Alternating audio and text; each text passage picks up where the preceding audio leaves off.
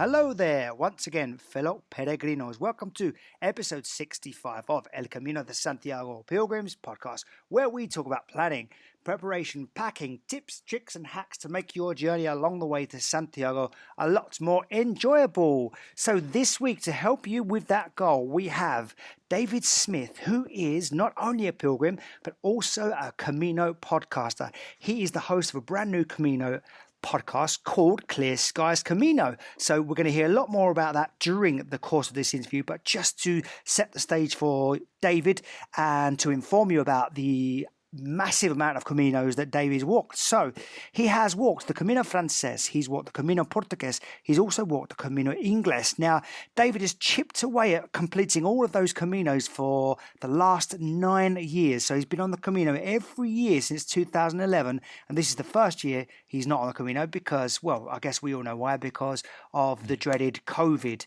But let's forget about that. Let's talk about good times ahead, good times in the past, good times to come.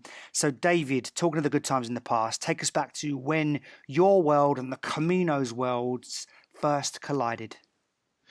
Thank you very much for being on your podcast, first of all. Thanks for doing the interview.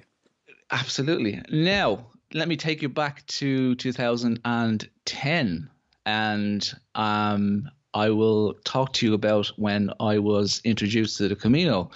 I was given a leaflet, and on the top of the leaflet it said, "Walk the Camino." And it was an introduction to basically to walk the Camino for a charity. In June of 2011 from Sarria to Santiago over 6 days. Now, for me, I didn't walk that much back at that time in 2010, 2011.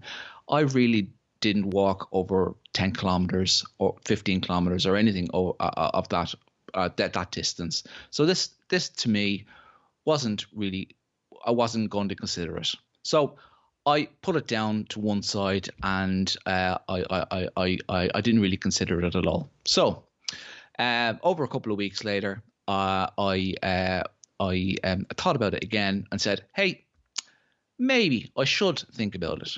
So, I decided, yeah, okay, let's go for it, and decided, okay, well, start fundraising, and just at the end of the day, in June 2011, it was 6 of us in total. We made our way to Santiago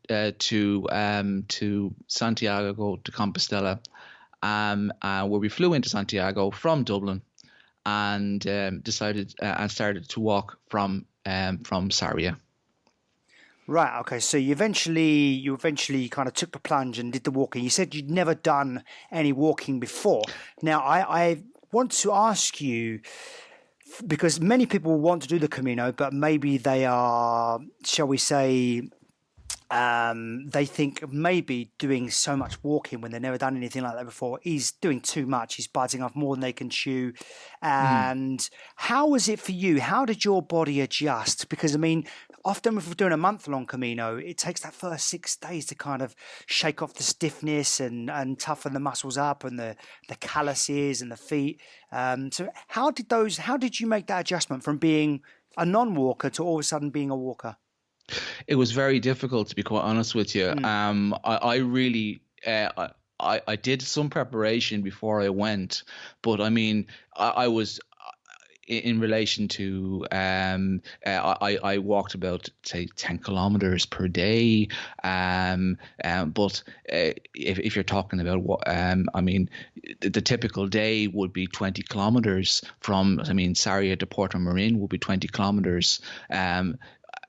You know, it was a difficult day. The first day, the second day to Palos de Rey, that was a difficult day. So I mean, I would be lying to say that it was tough. So that first Camino for me was tough, and I really felt that there was I didn't have enough preparation done. And how did you get through those tough days, those tough moments? And what advice oh, would you give to pilgrims that are, I mean, there may be someone that's listening to this and then someday in the future they'll be on their Camino and they might remember the words you're about to say, David, and that's going to help them through. yeah, absolutely. I think the best thing to do would be to look at the some like forums, look at YouTube videos, get guidebooks. I mean, be prepared. Have the right equipment.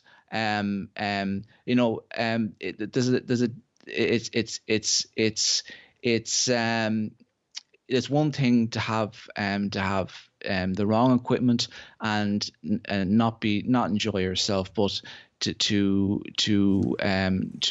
walk into Santiago and not have the right equipment and not enjoy yourself is another thing. So yeah, it's you really need to be prepared and have the right equipment, I think. Yeah. Okay, so talking of the right equipment, let's be more specific. So you're now, we could say you've gone from being a rookie, a newbie in 2011 to an expert now. You're a Camino blogger, you're a Camino podcaster. So you are one of the experts in the room. And imagine that I've never walked it myself either. 3 things you tell me to put in my backpack. So are we talking about other than your footwear, other than your back? Yeah, other than the real important, the most obvious, which would be your backpack, your boots, or trail runners and socks. Three things you'd say to take with you. Oh, okay. Definitely, I would consider journal. Yep. Definitely journal. I always love to journal. It's one thing I do when I finish walking. Always set aside some time to write after finish walking. It's a very important part of the day after finish up walking. Another thing would be my phone, and a lot of people wouldn't agree with me, but it's a very important thing for me. You can always always talk into the phone and take notes while you're after the end of the day. Good for photographs as well. Yep. Absolutely. So journal, phone for photographs and maybe some dictation commentary as well. And the third one? Exactly. Let me see. Earplugs. There you go. There's a third one. Okay, so everyone's got a snoring story from the Camino, right? Absolutely. Yeah. And I love my sleep. So yeah, we all need it when we're walking so far every day. Okay, so journal, and a nice tip we heard from last week's guest, John McSweeney, a fellow Irishman like yourself. He calls himself a Corkinian. He's from Cork. Okay. He's a Corkinian, he calls himself, yeah. And he gave a nice tip on journaling, which was when you stop for your coffees, if you're maybe sat alone, that's a good time to kind of just record some thoughts, any events that have happened in the day, if you are so inclined to write a journal, that is. And also maybe when you're waiting for your pilgrim meal, between courses, when it's being served, that's another good time to get out your journal, because often I found at the end of the day I was so tired I actually didn't really feel much like writing. So I found that was the best time to journal. The phone, like you say, can double up for photos, can double up for obviously good in emergencies, and also dictaphone commentaries and earplugs for obvious reasons, because at night time, if you're in the albergues, people snore. It's just a fact of life, just like we breathe as well. So it's just a good way to help yourself to get a good night's sleep. Okay, so let's take you back to 2011. What can you remember, or it doesn't have to be 2011, it could be any time, but something something that happened, something you did, maybe something in your routines or packing that you would do differently on your next Camino and did do differently on your subsequent Caminos? So mistakes you might have made at the start. Yes. Indeed. I suppose not taking my time That would be Nice. will be my one of the mistakes, I suppose. Just Why is that? just to take it everything easy and just to relax as you walk. That's one mistake I made in walking in 2012. I suppose I don't want to rush during this podcast here, but compared to the other Caminos in the later stages in the later stages, but compared in 2012, 2013, I used to walk faster. And in 2017, 2018, my walking is much slower. So it's good to just relax, take your time. There's no need to rush. You don't have to arrive at the albergue at 11 o'clock or 12 o'clock. You can arrive at 2 o'clock, 3 o'clock. Just take your time. Yeah, There's plenty of time in the day. I would definitely agree with that. Because I know on my first Camino, I did some crazy amounts of kilometers every day. And just because I felt like I could and I enjoyed the physical challenge, but the worst part of the Camino is when it ends. Take your time, rinse as much adventure out of it as you can. And the slower you go, the more you notice, the more you absorb. And I think the greater the impact it has on you. And that's what I definitely noticed in subsequent Caminos that I've done, that actually I've taken my time and really, really enjoyed it and noticed a lot more silly little things like, I don't know, on the Portuguese Camino, you tend to see like bread bags on people's front doors. You know, they actually leave bread bags on the front door for the local baker to just post it. And to just found that so charming, and I never noticed that before. You know, just little things like that. So you do notice the little beautiful things if you take your time. So yeah, I'd really agree with that, David, and thanks for reminding us of that. Okay, so we know you've walked, you've chipped away at three Caminos: the Camino Portuguese, the Camino Frances, and the Camino Inglés, by doing different stages of each one every year. I'm intrigued. How is that because you couldn't get enough time off work? Is it because that's the only amount of time available to you for other reasons? Or is it just because you prefer to do it like that? It's because I didn't have enough time from work. Yeah. Basically, in a nutshell. And what's the longest time you spent on the Camino, like continued amount of time? Like, is it 1 week, 2 weeks? It's 3 weeks. Okay, 3 weeks. Great stuff. Yeah. And can I ask a question? Have you noticed the difference between walking 1 week and how you feel after that 1 week, and walking how you feel at the end of 3 weeks of walking? Absolutely. Can you describe those differences? Yes. I walked from Logroño to Leon in 2013. And comparing that to walking the Camino Inglés in 2019 it's massive. In what way? So, I met a great Camino family within days of arriving in Logroño, and we became the best of friends. People from Canada, from France, from Switzerland, from Germany, from Holland, and we walked right through La Rioja, through the Meseta, and really, really good friendships were made. And and we're still strong friends even to this day.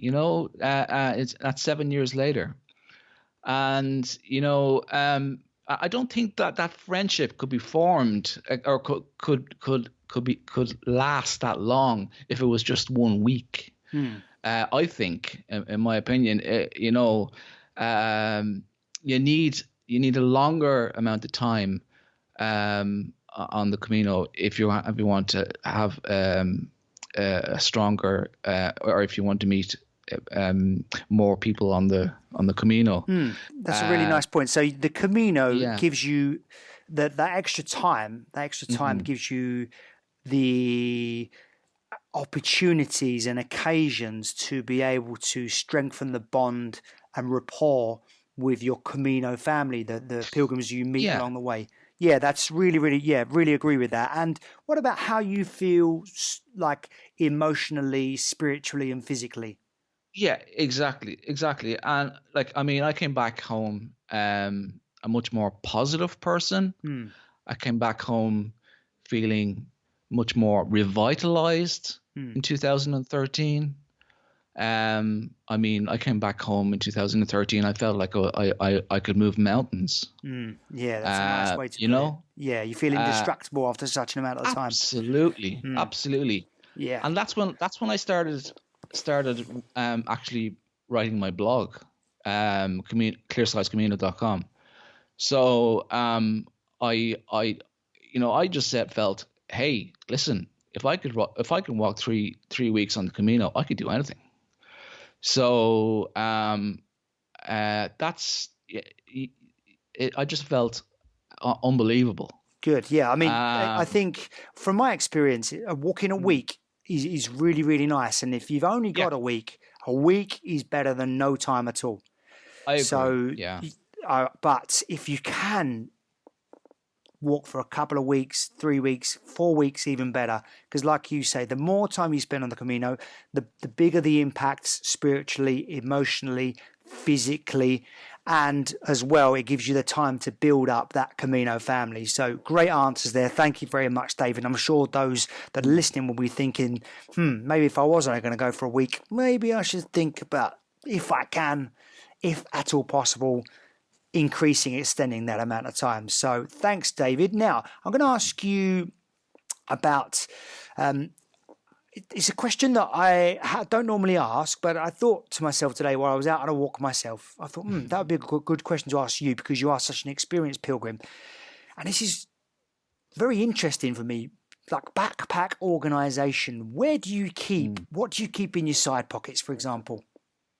Oh, okay. That's a very good question. Because you need Okay. everything, those things in your side pickup pockets need to be important things so they're easily accessible. Hmm. So what do you keep in there? Now, usually on one side pocket, that would be my water bottle. Yeah. Okay. Now, I know some people would carry the um what you call it, the Camelback? Camelback. Now, I don't Yeah. usually use the Camelback, but I use a water bottle.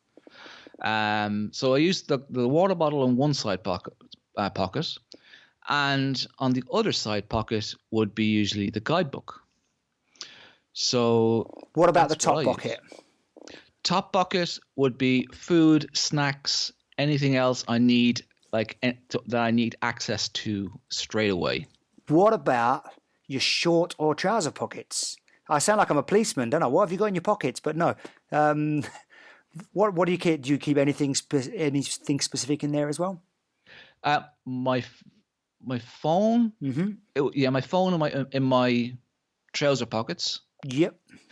I usually have a shoulder bag Ah, that good I stuff. carry for that would have my debit card, passport, and credential, Right. and So some cash. good stuff. So you can, if you get into a cafe, you don't have to take everything off. You can just Exactly. kind of pay for a coffee or Yeah. tortilla or whatever it may be. Yeah. Okay. Yeah. And let's ask this. This is the $1 million question now. What do you keep at the top of the main compartment of your backpack? First thing I would always, it will be probably my sandals. Right, so you can get your feet some air as Yeah. soon as you finish walking. Yeah. Really, really great practical tips there, David. Thank you Yeah. so much Yeah. for that. Yeah. I tend to have similar, like because I've walked a few winter caminos, I would often have like my hat, snood or buff as they call it, and gloves in my top pocket, water in the Mm. side pockets. In my trouser pockets or short pockets, I'd have like some spare change, and I don't know if you've ever heard of it, but like there's something called like a magic belt, which is kind of like this it's not invisible belt, but it appears to be invisible. Mm. And it's just like a bun bag that extends to the size of anything you put in it. But it's Okay. like the width of two fingers kind of thing. And you zip it open, you can put, and that's where I keep my credential, my wallet, valid passport and all the Oh. essential stuff. So it's really interesting to hear that. And I thought it would be good to get your take on it because you're a very experienced pilgrim. And it sounds like you have got scouts on there and come prepared. So good stuff. So let's ask you about a favorite albergue, one you'd recommend that people stay at. Okay. Now, I have many favorite albergues. You can only choose one, though. I've got to put you on the spot. Are you sure it's only one? It's only one because we've got a lot to get through, and this means this is the one that people have to go to. Okay. They're going to know that this is something special because you chose it. Can I choose one for the Camino Frances and one for the Camino Portuguese? Because it's normally Christmas, yes. It's nearly Christmas. Of course you can. Okay. And because you sound like a chirpy, lovely Irishman as well. You can always, the Irish accent always wins over. Perfecto. Gracias. De nada. Okay. So for the Camino Frances, it's Albergue en el Camino in Boadilla del Camino, run by Eduardo. He is fantastic. I love the place. Is that the one with the pool? That is the one with the pool. Yes, it's right at the back of the village. I walked from Hontanas, or I usually walk from Hontanas, and it's usually a really, really long walk, close to 30 kilometers. And but when you reach the albergue, you're met with Eduardo, and he is the nicest, kindest man, and I'm sure your listeners will agree, and those who have been there. So that albergue is number one on the Camino Frances. Well, just to press the point as well, emphasize your point. Our first ever podcast guest recommended that place, and our guest last week, John, recommended that place as well. So, yep, many agree with you. Okay, next place. Okay, I'm not sure if many pilgrims will recognize this place, but you might, having walked from Lisbon. So I walked from Lisbon last September, and I stayed in a place called Albergue Pinheiros in Alviazer. And it's owned by a man called Carlos. And it's a small town. And in this place, it has 8 beds. But I was greeted by Carlos, and it is a luxurious albergue. And he charges us just €11.50 for a bed, and on arriving he gives us 3, not 1 but 3 sellos,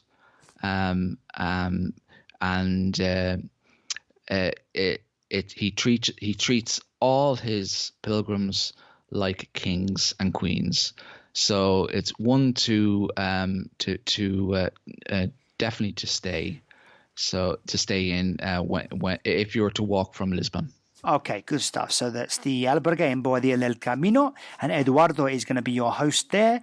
And the place I always have problems saying this word because my Portuguese is nowhere near as strong as my Spanish.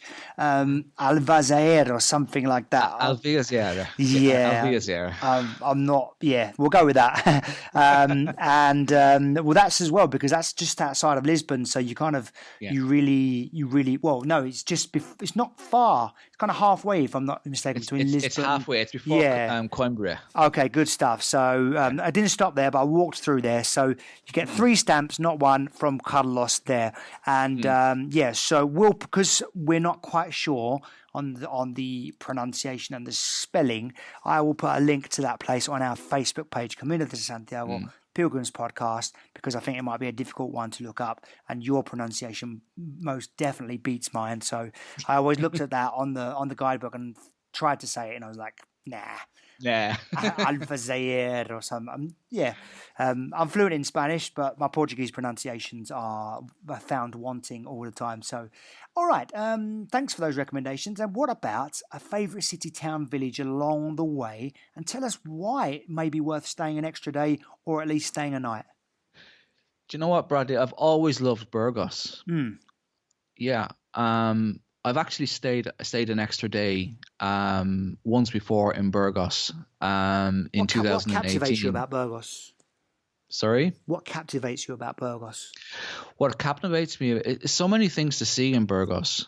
Um, uh, the actual cathedral just blew me away the first time I saw it, and it just so many cafes, so many different restaurants, and just um, in 2018 when I arrived, um, I had a big Camino family, and we had kind of parted ways by the time I arrived. So I arrived early, and what I did was I checked into the albergue, the big, large municipal albergue there, and uh, waited for some of our friends to arrive, but they were a day behind. So I decided to stay for an extra day, and checked out the next day. Stayed in a hostel, and the next day, all the rest of the Camino family arrived, and we met them all again, and it was a great celebration seeing them all again. But I think Burgos is great because there's a lot of things to see. Number one, it's a large city because it's kind of like it's like a great reset because you can meet everyone and meet all your pilgrim friends before you can actually before you can go off before you all walk into the Meseta, if you understand. Yeah, of course. Yeah, so it's a Yeah, good yeah, place to reset, recharge, and yeah. also if you Recharge, need to exactly. get any supplies, anything important, if you might need some Mm, plasters, you might need some food, you might need any kind of to yeah, replenish any of your supplies, then that will be a great place to do it because once you're in the Meseta, there's no going back. that is correct. Yeah, Yeah, 200 absolutely. odd kilometers are the breadbasket of Spain, the wheat and barley fields. If you've ever heard that Sting song, "Fields of Gold," Fields that of gold. that describes it perfectly. It's very quiet. Some people will find it very tranquil and nice and peaceful, and others might find Mm, it quite unsettling because there's a lot of time you're going to have with yourself and your own thoughts. So Meseta the Burgos is a great place to meet up with friends, like you said, and for you it yeah. holds some really nice memories as well. So And not only that as well, I have a friend living in Burgos, so okay, it's always nice to see her when I do pass by. So right, would we want to say hello to that friend now, just while we're talking about it? I don't think so. She'd be kind of embarrassed if I actually mentioned her name. So Okay. We'll leave that one out there. No worries. But you know who you are. yes, yes, Hello to you. Okay, so let's talk about some any kind of foot care, body care, yeah, self care routines. yeah. Yeah, now when I came back from my Camino in 2012, which was my second Camino, my feet were in pretty bad shape. Um, I had quite a lot of blisters. So I visited my podiatrist. Now, she recommended a cream called Get Wall cream. Now I'll spell that GEHWOL foot cream. So it's Get Wall foot cream. Now I've been using that ever since, and apart from a small blister on my small toe on my right hand foot, I've had no issues since. Now that's I'm not encouraging any of your listeners to go out and buy that that actual foot cream, but it seems to be working fine for me. But for me, that's that's that foot cream is working okay for me. But usually, that's what works for me. Great. And can you just repeat the name of the product and spell it again for the listeners? Because there might be some training throughout the winter in anticipation of lockdowns being lifted and borders being opened again. And they might want to use it during their training. Sure. It's called Getwall, GEHWOL foot cream.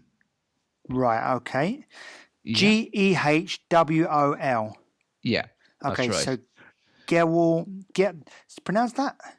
Get Wall. Okay, right. Yeah. Sounds like there's a T in there, but there isn't a T in there. No, there's no T. No, Get Wall. I So see. basically, what I do is I just lather my foot each morning Right. and put on my socks, and if I just keep walking, and if it's warm at all during the day, just take off my socks, put on another coating of cream, and start walking again. Good stuff. Okay, so great Yeah. tips, great advice, great practical advice we can apply while we're training. So thanks for that, David. Now, we're going to do some quick fire questions, Sure. some short, sharp, quick answers. And the first one is going to be this round we call the Camino Quickies, just because alliterations sound good. Anyway, favorite Camino blog or book, apart from your own, of course, which is clearskiescamino.com. I'm going to go with pilgrimagetraveler.com. Okay, pilgrimagetraveler.com. Great recommendation. Thank you. A forum or Facebook group that you could recommend? Yeah, Camino de Santiago.me forum. Okay. Your favorite vlog or film? Yeah, absolutely. Anything by Efren Gonzalez, his YouTube channel. Efren Gonzalez, and that's, if I'm not mistaken, that's EFREN Gonzalez. Yeah. Right. He has a great work on YouTube with drones. Wow, sounds good. I've actually seen some of his stuff, actually, and he's a very likable fella. And I'd like to get him on the podcast, but he's probably a bit too Hollywood for me. But anyway, doesn't matter. I was going to say social media personality or account, but that would kind of be Efren, wouldn't it? I think so. I think so. So there's a double recommendation for Efren Gonzalez there. Efren, if you're listening, what about a Chapman podcast? Anyway, favorite food and or drink on the Camino? Okay. Drink. Cafe con leche first of all. Of course. Yeah. But on the Portuguese Camino, I love the bacalhau and also the francesinha and the pastel de nata. Yes, the pastis de nata, which is a little kind of like a custard tart, isn't it? Little puff pastry. Wow, Loved it. yeah. My wife and I consumed about 10 of those per day on the Camino. Oh, stop. Yeah. And she actually made a few when we got home. She's pretty good at it. Wow. Yeah, Okay. Yeah. I arrived into Lisbon, and I literally, the first day I arrived in, I just bought a plate of them. It was amazing. Yeah, really good stuff. So pastis de nata, and okay. So where were we? One thing you wished you'd packed on one of your 9 Caminos. Okay, tea bags or a hat. Okay, tea bags or a hat. I love it. When you're saying the tea bag thing, it just the scene from Father Ted comes to mind. Mrs. Doyle, you know, go on, have a cup of tea. Go on. Love it. Okay, so you're a 100% Irishman. Won't leave home without your tea bags. There's no tea over there. Love it. Great answer. So I guess that would be an answer to one of my other questions, which would be a guilty pleasure you carried with you.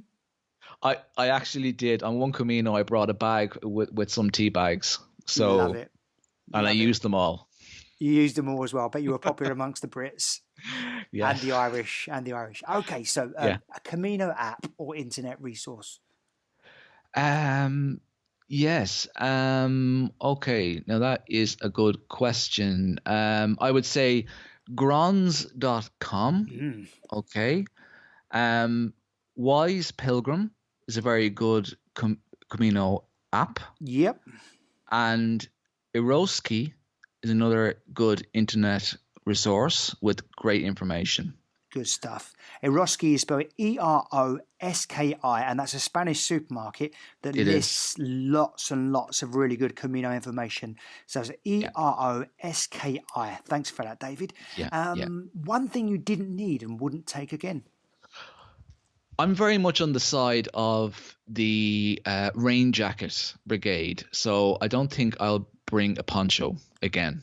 Controversial. I'm a poncho I'm a poncho man myself. But anyway, we'll have to. Ooh, That's a discussion for another day. I think Okay. so. So just don't laugh at me when I'm walking along looking silly in my poncho. All right. A quote or some meditations for hard times or good times on the road. Oh, the road is yours to walk. Love it. Love it. The road is yours to walk. Okay. And let's have a look. I think that is the end of our Camino quickie round, actually. So I thought I had one more question, but I don't have any like buzzer or jingle to take us out of that. So I'll just say it's time for the main discussion. David Smith, thank you very much for the Camino quickies. Now, what we do like to draw out of our guests are Camino memories, stories, unique moments that you'd possibly only find on the Camino de Santiago. So stuff that makes the Camino so special, and the kind of place that makes people go back year after year, like you have done yourself. 9 consecutive years you've walked parts of the Camino. So David, tell us an outstanding memory from the Camino, something that embodies everything that's good about the Camino. Yeah. Now, this was from 2015, and I still remember it to this day. I was walking from Belorado to Molina Seca, and I had met a good bunch of pilgrims. So some pilgrims from Ireland, some pilgrims from the UK, from Denmark, from Germany. So we were passing through Sahagún, and so we decided to stay in a hostel for the night. So I discovered that my debit card was not working. Okay, so that's the last thing you want to hear. I went up to an ATM machine. It wasn't working.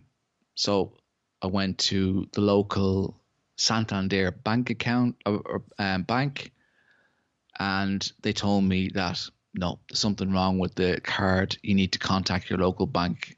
So I rang my bank. No, something wrong with the card. So okay, I had €20 to my name. So I spoke to my pilgrim friends, and they said, "Listen, David, don't worry about it. We'll sort you out. You can wait till you get to Leon, and you can worry about it then." Now, we were 2 days until Leon. I had €20 in my pocket, and I had to worry about food or and whatever, snacks and whatever until Leon. So they decided to pay for my accommodation in Sahagún, and they decided to pay for my meal in later on that evening.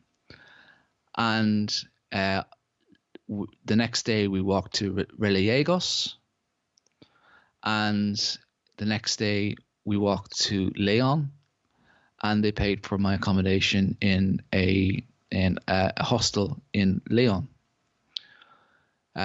In the meantime, I had money wired to me to the Correos in Leon, and so I got all that sorted out. I had offered to pay back my pilgrim friends, and they refused to accept it. So I was totally dumbfounded by this. The fact that they wouldn't accept the money. They said, "Listen, honestly, don't worry about it.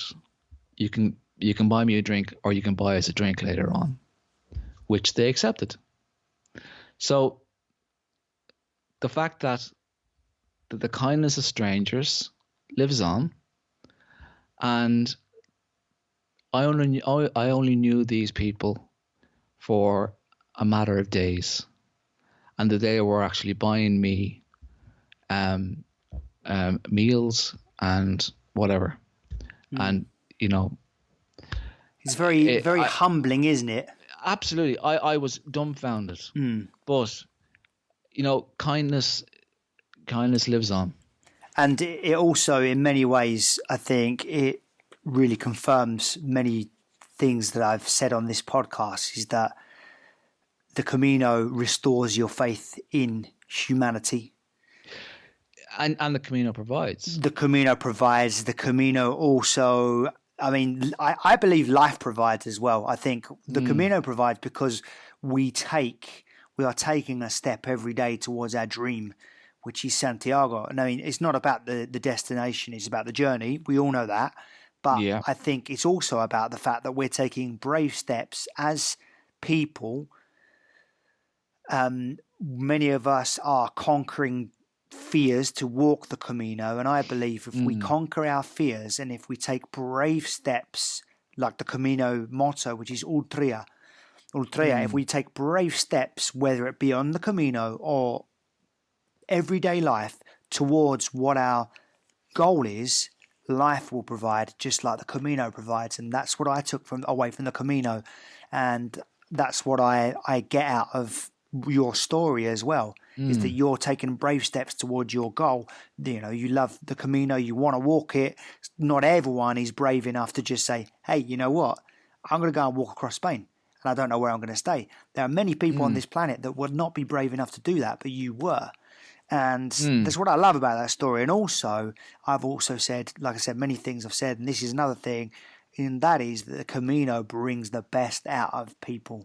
And Absolutely. this is why we are Yeah. meeting people. We are presenting as the best version of ourselves. We are meeting people who are the best version of themselves. And this is just, you know, an absolutely beautiful story that reminds me that that is what the Camino is all about. And that is the Camino magic at work. And that is why people like yourself and I and many, many more, thousands more, just walk it every opportunity they get. So Yeah. thanks for sharing that story, and I hope that can inspire a few of the listeners to go I and hope walk so it. too. And it's just Yeah. like, when you think about it, it's quite it moves you, doesn't it? Like, you didn't know these people maybe 2 or 3 weeks before, and all of a sudden No. they're paying for your food. They don't want anything back. They're paying for your accommodation. They don't want anything back. This is the Yeah. magic of the Camino at work. And Camino de Santiago, we love you. And fellow pilgrims in your family, maybe you can mention one or two of them at the end, just to say thank you to them as well for being part of your family. And yeah, it's always nice to give a shout out to people. So great story, David, and thanks for sharing. Yeah. Okay, so that was a higher moment. Now I'm going to ask you a couple more questions, and then I'm going to give you your Tuesday night back, because I'm really grateful for your time, and you know, without guests and pilgrims like yourself, I can't have a podcast. It's as simple as that. So I'm really grateful for your time and grateful for the tips you've shared, and lots of them are really, really, really useful.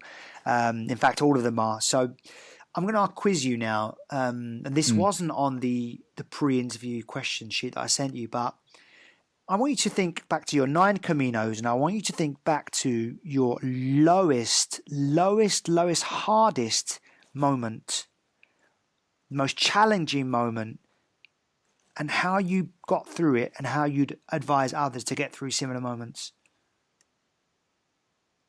Okay. Could be like, you know, it was raining, it was really bad weather, maybe you had pain in your body, maybe, you know, an interpersonal relationship or something, you know, what just think back to a low moment, how you battled through. Yeah, I would imagine that walking from Lisbon last September was probably the toughest Camino for me. There was quite a lot of long days. They are, aren't they? They are tough days, aren't they? Coupled with high temperatures. And as well as that, I suffer from epilepsy as well, so that really added to it as well. So it was tough. So so when you have that kind of those kind of issues, it makes those it makes it the actual experience tough. So so I think that Camino was probably the toughest experience for me personally. But so for anyone who's actually considering walking that Camino, I would probably advise them to walk shorter stages and probably think about walking later on in the year, possibly October or maybe earlier on in the year, just to avoid the summer months. For anyone that I'm just intrigued, really, you mentioned the epilepsy. For anyone that suffers from any other kind of condition, how did you manage that on your Caminos, and how could that you help them to manage that if they think it might be a barrier to them being able to walk it? Yeah, I think it's important to let someone know that you have that condition. Someone that you're walking with, let them know that you have that condition. I was walking with a German pilgrim, and luckily, I actually made him aware from the onset that I had epilepsy. So so he was totally cool with it, totally fine. So and he was fine knowing as well. So it's important for someone that for someone to know that they have it. Okay, so for example, if there was a situation where medical assistance was needed, they'd be able to give the important vital information. Yeah, Right, exactly. good stuff. Yeah, okay, yeah, well, yeah. David, I must say you're an inspirational man. You're an inspirational man, most definitely. You don't let anything stop you. You want to go and walk on a Camino 9 years in a row, you go and do it, and not one thing stops you. So, yeah, really, really inspirational. Thank you for that, David. And that's a hard stretch, isn't it, between between Lisbon and Porto. They're long days. They're very flat, kind of mentally challenging. There's not much on the horizon to keep you going. So it's just head down, really. It is. Yeah. Head down. Just keep walking, really. And that's kind of takes me back to some advice that I kind of tell myself when I get in those times, and that is try not to focus on anything other than taking the next step. The next step is your next goal. Just keep putting one foot in front of the other, because eventually it does stack up to take you somewhere important, even if there is just one continuous line on the horizon that just nothing pops up on it. You say, oh, there's, like on the Meseta, when you see the church towers spring up, like the children's fold-out books, oh, there's a church tower, and you're so excited to get there. At on that stretch, it's tough, isn't it? So yeah. I found that really hard as well. So thanks for sharing that as well, David. Okay, so no worries. Just to finish, one piece of advice. What would you think if you had to give one piece of advice to anyone thinking about walking the Camino? What would you say? Oh, I'd just say just go. I don't think there's any need for thinking. It's an easy choice to make. Just go. I mean, there'd be no regrets once you do make that decision. All you need to do is just speak to someone who has already made that decision, and honestly, someone who has already walked it will tell you the same thing. They'll say it's probably the best decision that they've made. You took the words right out of my mouth, David. I remember the first night I was in Saint Jean Pied de Port. I was sitting at a cafe overlooking the Pyrenees, and I just remember sitting there thinking, with the anticipation, the excitement, everything I'd been planning up to that point, and sitting in that cafe and think to myself, this is the best decision I ever made. So I would definitely agree with that. And I know, fellow pilgrims, if you're listening and are yet to walk the Camino, listen to David's advice. It'll be the best decision you ever made. Listen to the words of, I think it's episode 26, something like that, Pascal Auger. His words always stuck with me. He said, the Camino is the best gift you can ever give yourself. So we'll leave it on those words. David, where can we listen to your podcast? Where can we read your blog? And where can we keep in touch with this inspirational man we have on the line? Sure. Now, I can be found at clearskiescamino.com. You can find my posts and all information about my previous experiences on the Camino on that website. I can also be found on Instagram at clearskiescamino.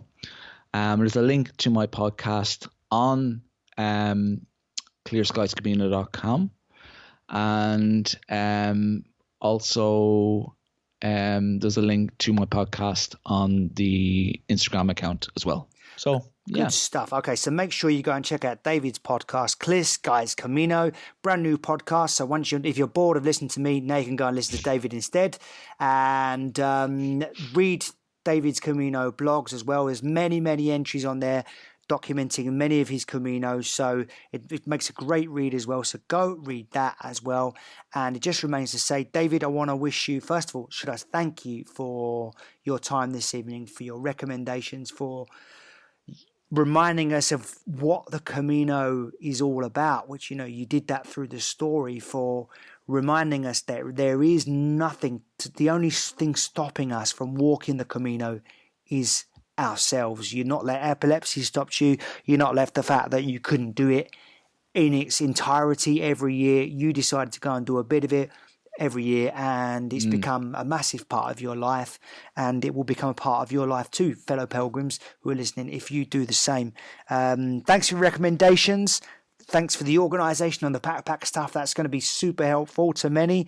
And I want to wish you good luck for the winter lockdown in Ireland. I know we have the same thing here in the northwest in the UK, where I currently find myself randomly based because of COVID. I hope this winter you find inspiration. I hope your podcast, wish you every success with your podcast. Thanks very much. Thank you. And I hope our pilgrim paths do cross paths as well. I'm sure they will. Ultrea, buen camino. Buen camino, Brad.